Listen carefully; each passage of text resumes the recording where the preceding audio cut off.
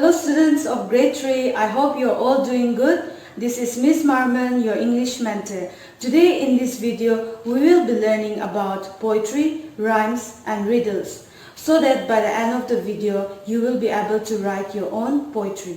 So let's get started. Our first topic is poetry. So, what is poetry? We know that it is a collection of words expressing emotions, ideas, and feelings. It sometimes contains specific meanings, sound, or rhythm. Under poetry, we have literal language. Literal language is language that means exactly what it says. The following is an example of literal language used in poetry. Ice cream. Ice cream in a bowl.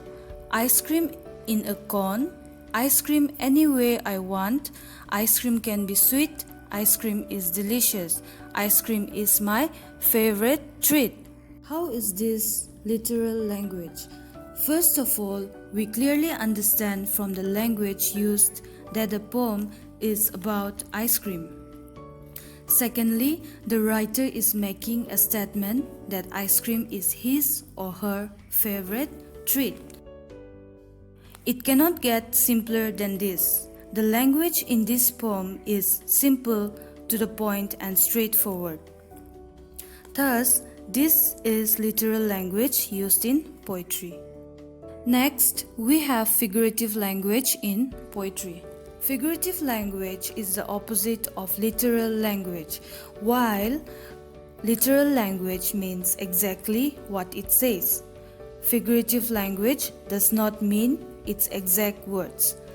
In figurative language, writing goes beyond the actual meanings of words, and it makes use of figures of speech.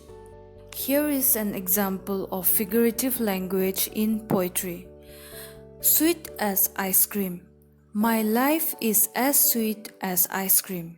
Like the diverse flavors it comes in. Such diversity I like to dream.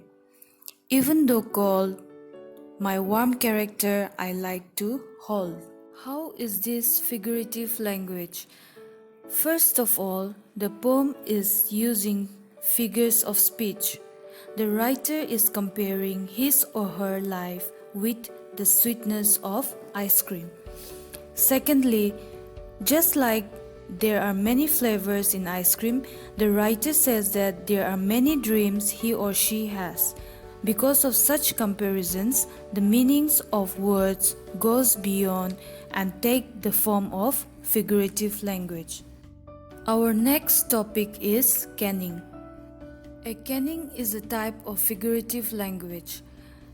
It tells us about something without saying what it is.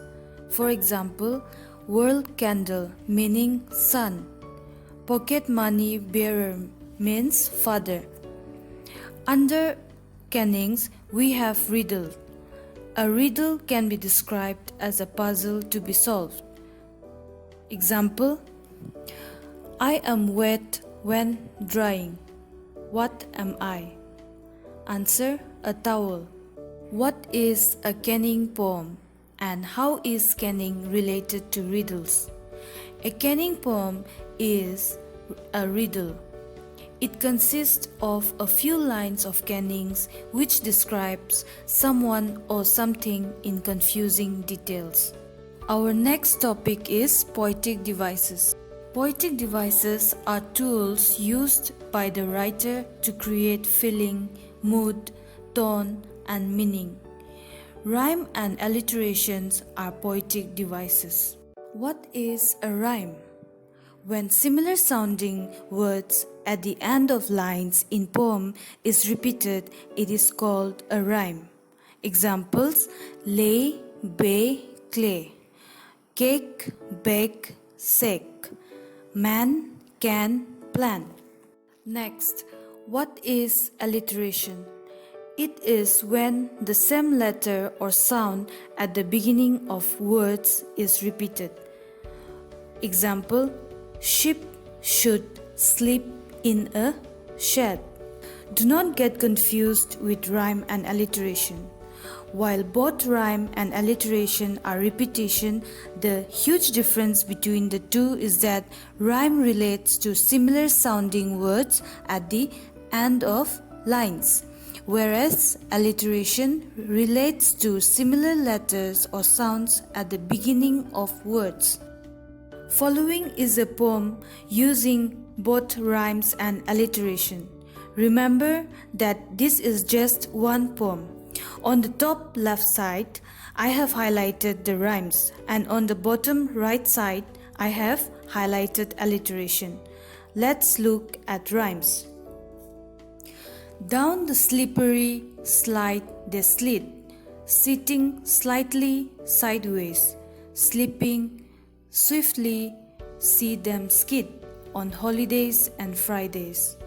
As you can see in the first line, the last word slid rhymes with the last word skid in line 3. And the last word in line 2 sideways rhymes with Fridays in line 4. Next, for alliteration, there is repetition of the letter and sound S.